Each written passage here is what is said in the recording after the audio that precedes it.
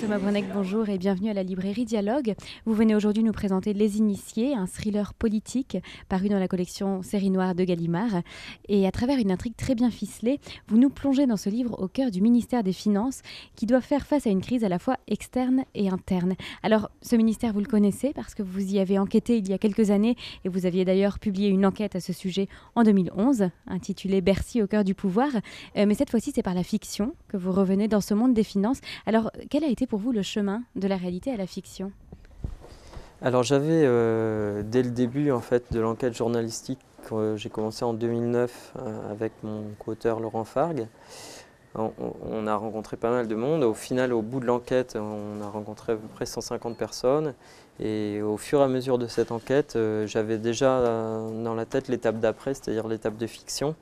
Parce que je voyais qu'il y avait un matériau très très riche pour une fiction. Et en fait, moi, à la base, j'ai commencé à écrire de la fiction avant d'être journaliste. Donc j'ai ces deux cordes-là sur lesquelles j'aime jouer. Et donc j'avais déjà cette idée-là. Et ensuite, c'est pas si facile de passer de l'un à l'autre, puisque il faut un temps de maturation, je dirais un temps de pause, un peu pour digérer toute cette matière justement, et ne pas faire un roman ou une fiction qui soit juste un prétexte en fait à refaire un peu le même bouquin que le bouquin d'enquête.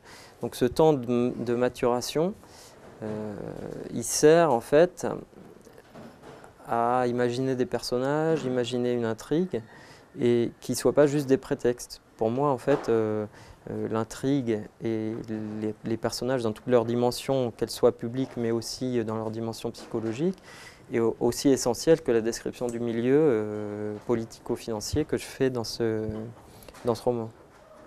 Alors, Les Initiés, c'est un roman du réel qui nous plonge dans un contexte économique qui est très ressemblant à ce que nous connaissons actuellement.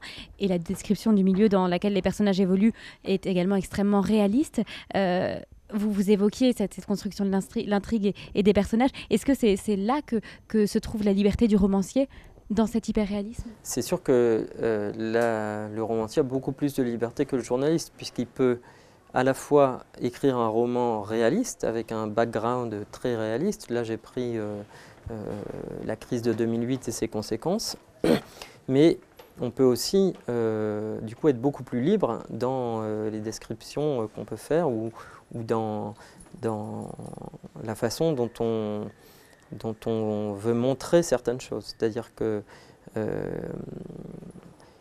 dans le livre d'enquête journalistique, on montre la connivence entre le pouvoir politique et le monde de la finance, en tout cas les relations plus ou moins incestueuses qu'il peut y avoir entre ces deux mondes-là.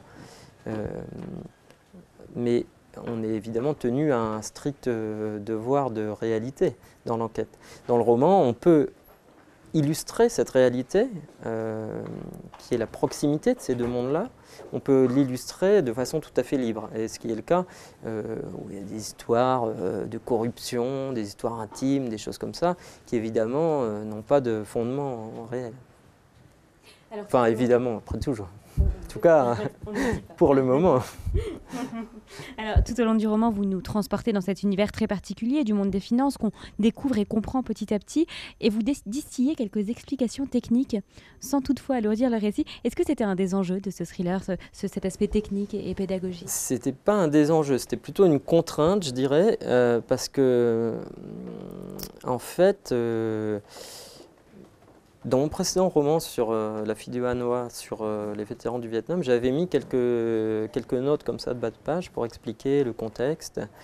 Et j'ai eu des retours contrastés, disons, sur le fait que est-ce qu'il faut mettre des notes, est-ce qu'il ne faut pas en mettre. Bon, moi je trouvais ça bien parce qu'on a la liberté de les lire ou de ne pas les lire.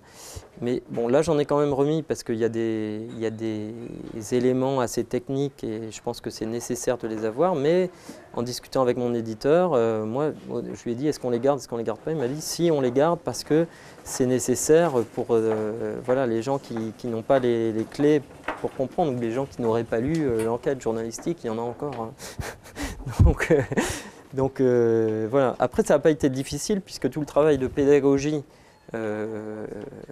sur ces questions complexes, je l'avais déjà fait pour le livre d'enquête journalistique qui était un livre aussi destiné au grand public. Donc le travail pédagogique, il était déjà fait. Et puis vous nous faites surtout côtoyer une galerie de personnages complexes, au portrait acéré, des personnages qui ne sont pas tous bien sous tout rapport, qui ont tous une part d'ombre, une certaine tendance au cynisme, à la compromission. Quel était votre lien avec ces personnages au moment de l'écriture ? C'est une question assez complexe. Le lien avec les personnages, disons que je pense que c'est un roman sur la politique telle que moi je la vois aujourd'hui, c'est-à-dire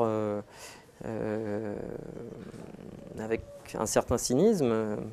Évidemment, je pense qu'il y a beaucoup de gens qui ont encore à l'esprit le service public et le bien public, mais ça n'empêche pas, quand on a cette noble mission en tête, d'avoir aussi des enjeux plus personnels et plus égoïstes. On est tous des êtres complexes.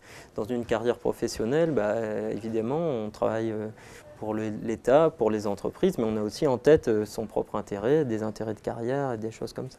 Donc là, je suis allé jusqu'au bout, en fait, en me disant que l'intérêt personnel primait sur l'intérêt public. Ce n'est pas le cas chez tout le monde, mais c'est le cas chez beaucoup de monde. Et à un moment même, je pense qu'il y a chez certaines personnes une confusion entre les deux. Quand je fais dire à mon héros, Antoine Fertel, le patron de la banque, lui, il est sincèrement persuadé que ce qui est bon pour la banque est bon pour la France.